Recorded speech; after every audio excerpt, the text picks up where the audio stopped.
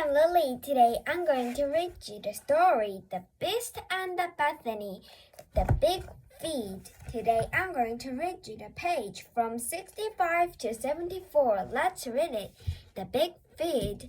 For one of the first times in his life, Ebenezer had a problem, and it was a big one. The big problem was that Bethany was not big enough.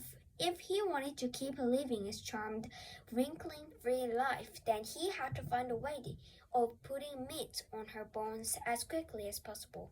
As Ebenezer walked down the stairs, he wondered whether there was a way of getting rid of Bethany by the end of the day.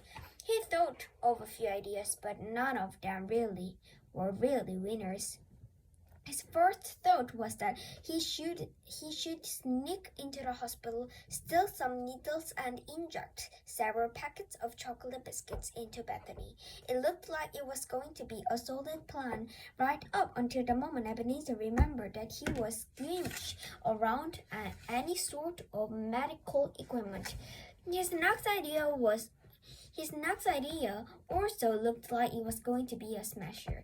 In order to avoid having to spend 3 days with Bethany, Ebenezer decided that he would try and treat the beast. He would get Bethany to wear several layers of cloth, at least even jumpers and 3.5 pairs of trousers, and then present her to the beast, claiming that she was now the right size to it. Upon closer inspection, however, there were two clear problems with this plan. First of all, Ebenezer would struggle to persuade Bethany to wear 7 jumpers and 3.5 pairs of trousers. And even if had did succeeded in getting her to wear such a ridiculous outfit, he would find it impossible to persuade the beast after the event that a child could taste so much like a pile of cloth. The beast would probably get cross and vomit fires and hammers at him. Ebenezer's third idea came to him whilst he was standing on the 11th floor. He paused for a moment to look at the pieces of art which lined the walls. The 11th floor was home to some of Ebenezer's favorite paintings. It contained the picture of the lady with her nose put on backwards, and the one married couple who didn't look very happy to see each other on the wall. On the wall furthest away from the staircase, there was also the one with the skeleton head that was smoking a cigarette. Ebenezer didn't know a lot of art, and he didn't really care much for the paintings themselves. He liked them because he knew that each one meant a lot of other people. With the help of the beast and its ability to vomit out piles of money, Ebenezer had managed to bid dozens of other gallery and museum owners to make sure that these paintings belonged to him and no one else. It made him happy to think that he owned something that everyone else wanted. Even though Ebenezer was no great fan of art, there was one picture of the 11th floor that he really liked. It was a small book-sized portrait called The Golden Boy. The picture always brought joy to Ebenezer, and now it brought him an idea. As he stood in front of the Golden Boy, Ebenezer was struck by his third and most sensible solution to the Bethany problem. He decided that it was time to be patient. The Golden Boy, with his happy smile and sparkling eyes, seemed to telling Ebenezer that it was all going to be all right. He seemed to be saying, "Don't worry, you handsome devil. You can last 3 days with this wretched child. I'm going to show you what Golden Boy looks like." Yeah, but this is a little messed because Bethany. But it's after I will read you these pages, I'm going to show you how Golden Boy was. No, I can't show you, but how Bethany messed up the Golden Boy next time.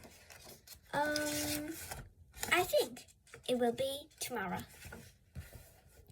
Yeah, and Ebenezer nodded in agreement with the picture. Yes, he said, yes, I am a handsome devil, and yes, I can do it. After all, what's 3 days in the life of a 511-year-old anyway? Ebenezer continued his descent, now far happier than he was before. As he made his way down the remaining flights of stairs, he saw that Bethany had been into every bedroom she could find, and had made a mess in each one. She had dabbed bedily pillows, she had crumpled bed sheets, she had thrown clothes out of wardrobes and cupboards, she had left muddy shoes mark on the carpets, and she had even pushed over the old dump of furniture. Ebenezer should have been trembling with worry, but he wasn't. The memory of the golden boy calmed him, and let him shrug off the mess as it were, if it were nothing more than a speck of dirt. He strolled into the kitchen to find Bethany waiting for him at the dining table, with a grin upon her face. She was happy to see him. It offered her a new opportunity to make mischief. You finished with Stinky Bread then? She asked. Soon, Stinky Bread will be finished with you, he mumbled. Oh? He paused to pick her nose. Anyway, I'm hungry, so is Stinky Bread. Well, shut up and cook us some grub then. Ebenezer considered chucking Bethany's in the oven, roasting her for 45 to 50 minutes, and then serving her in a bowl for the best. Instead, he decided to remain patient. For grub, Ebenezer stuffed 8 slices of cold roast beef and a turnip soup. Bethany picked up the plate and threw it against the wall. No, she shouted, not that. She shouted the same thing when Ebenezer brought her out cannellini, a lobster, jacket potato, and a bowl of cauliflower dumplings. In order to save himself from any further embarrassment, Ebenezer asked Bethany to give him a clue about what she wanted to eat. Chocolate cake and ice cream and treacle tough sauce. Bethany smiled and waited to be told she couldn't eat such unhealthy things, but Ebenezer didn't show any crossness at all. He simply opened one of the pudding fridges and brought out everything that she wanted. Bethany was disappointed. She had been looking forward to make Ebenezer angry. She tried again. I want a big slice, massive, actually, demanded Bethany. Fine by me, said Ebenezer. Ebenezer's relaxed attitude irritated Bethany. She wolfed down the first slice of cake and demanded another one. This time I want it to be even better, even bigger, she added.